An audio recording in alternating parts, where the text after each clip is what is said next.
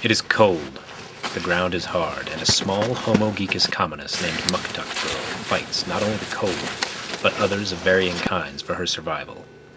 Little does she know, she will tell us her story as we walk with homogeekus.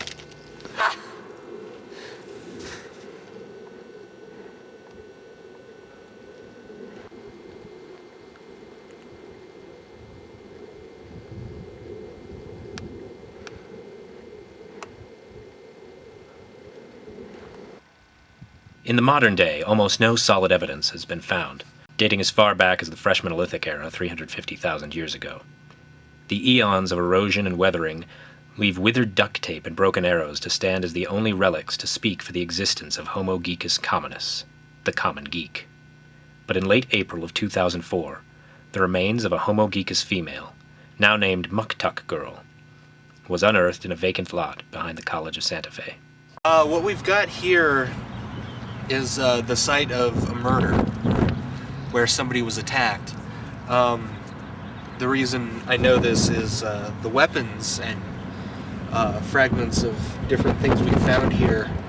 They're jagged and they're scattered about. If it were a burial site, the bodies were usually buried with clean weapons, usually put together, placed alongside the body. Who was her murderer? Why did he kill her? Was life for her more dangerous than we could ever imagine? What's exciting about this dig here is we're finding weapons that are typical of the Sophomorolithic era, but we're finding them in an area that is obviously from the Fresh Mesolithic era. Also, we have this artifact here, which, as you can see, is another roll of duct tape, the universal repair tool of the Geekus genus. Now, I suppose it's already been explained to you what duct tape is used for. Repairing weapons, tools, clothing. Generally, if you have any problem, this stuff is what you would use to fix it. What you might not know is how it's made. Generally what was done was a large animal, a boar, an ox, an enemy, was killed and gutted. The fat was then made into this adhesive you find on the surface. When it dries out, it becomes exceptionally sticky. The addition of ground up deer's horn typically helped that. It's a trick you find throughout the world. Muktuk girl is a stranger to these lands. She is built for the desert and the nomadic way of life. Her legs were small and long, designed to let heat escape her lower body. Like her predecessors, Homo nerdus and Homo primus, she used duct tape to make tools and fix weapons.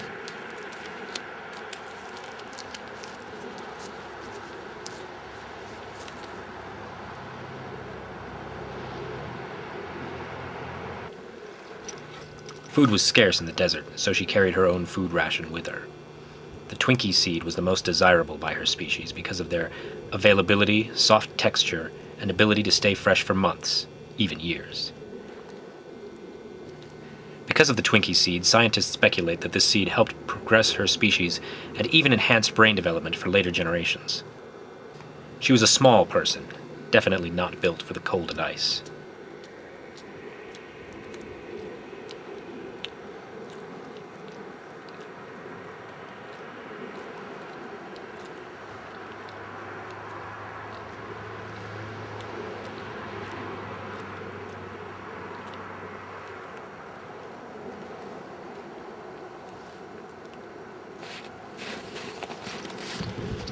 This is an adventure for Muktuk girl, as she heads out to explore these unknown lands, not realizing her inevitable fate.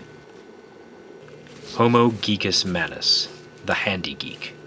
Name given for its resilience and its ruthlessness. Could Homogeekus commonus have coexisted with Homogeekus manus?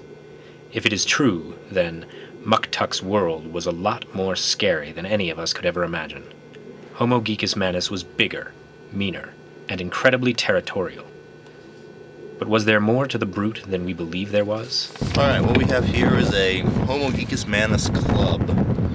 Rather atypical of this sort of weapon because it's so small. I mean, Typically, homogeekus manus wanted to kill quickly, and they wanted to kill painfully. Quick, sudden, massive strike. This is the typical head of a homogeekus manus club. They were either like this or in sort of a meat cleaver style that would look a bit like that. Now, on the other hand, homogeekus colonists tended to use weapons something like this. This was a more foil-like weapon. They would hold it back here and sort of thrust. It wouldn't do much damage, but it would keep the enemy at bay in a wide radius. Alright, my theory is, from what we've unearthed so far, is that they got into a fight. You know, homogeekus manus always starts the fight, so he provoked her in some way, and she attacked him. We believe he died from internal bleeding, but sometime, probably just before he died, he shot an arrow at her and killed her. That she died over there. In the lands of the ice and snow, homogeekus manus reigned supreme king over all who lived in his territory. Muktuk girl is a mere stranger to these lands.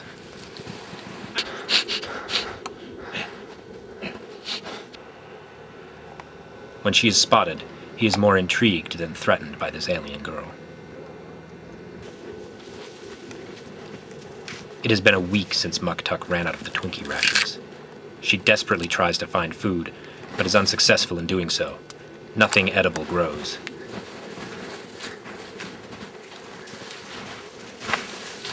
She is not very thirsty, but enjoys the sensation of ice water in her mouth.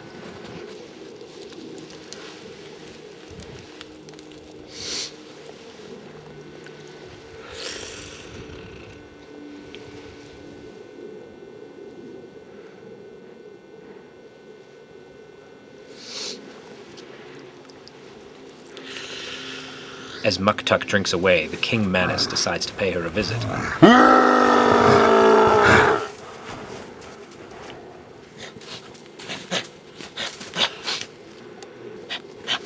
She is frightened by this large, barrel-chested geekus and draws her duct tape knife. The king is not startled. They fight, but the king is more experienced in this field. Muktuk girl is injured but not dead and will go down fighting.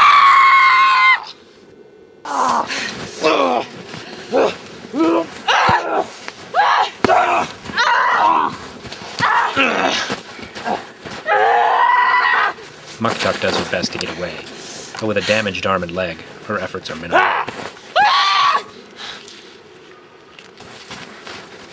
Homogeekus manus has been stabbed deep. If he doesn't sustain the wound fast, he will die of internal bleeding within a few hours.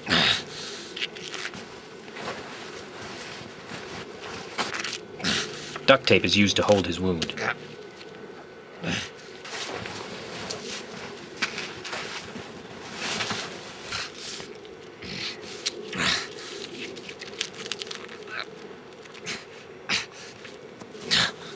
But this resilient creature lives up to his name and proceeds to hunt her down.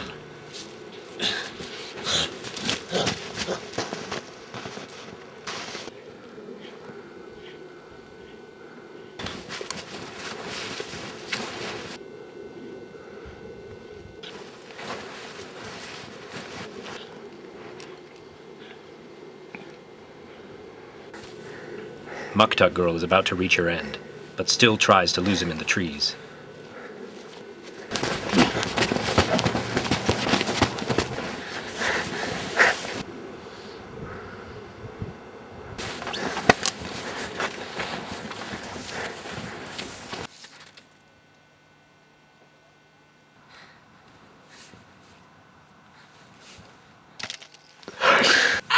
He fires an arrow and kills her on the spot. But is that how she really died? Yes, she was shot, obviously. There was an arrow in her. This usually denotes having been shot.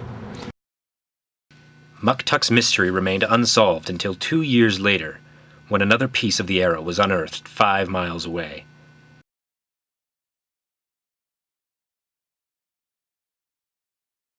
The pieces matched, and a more accurate picture of the story was finally put together.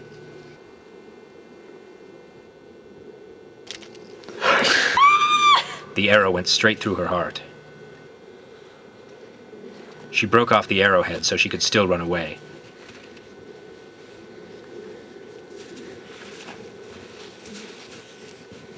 Shock was the only element keeping her alive, but it would only sustain her for another 6 miles.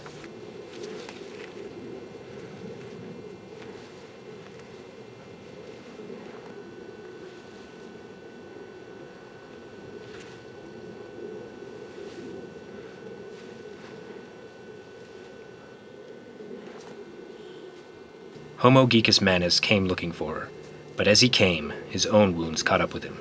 He died 12 feet away from where she lay.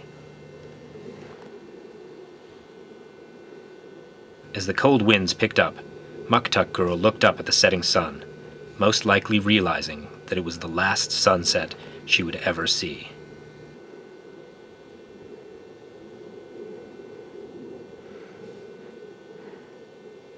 It would be another 350,000 years before she sees another sunset.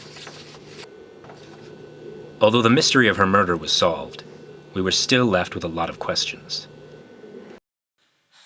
Who was she really? Did she have children? How old was she? What did she really look like? We will never know these things from what we have of her, but maybe someday we will really know what it was like to walk with Homogeekus Communis.